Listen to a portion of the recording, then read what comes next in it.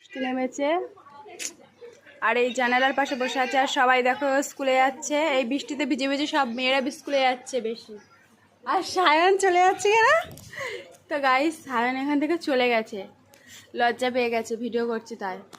ঠিক আছে গাইস, তো বৃষ্টি এসছে আর এখানে গরুগুলো ঘাস খাচ্ছে।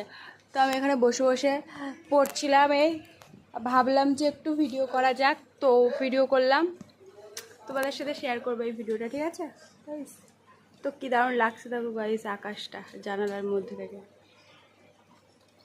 দেখেছো গাইস। আর আমি এখানে ফুচকা খাচ্ছি, ফুচকা। সকালবেলা কে কে ফুচকা খাও সবাই কমেন্ট করে জানাবে, আর ফুচকা কার কার প্রিয় সবাই কমেন্ট করে একটু জানাবে। ঠিক আছে গাইস, দেখতে পাচ্ছ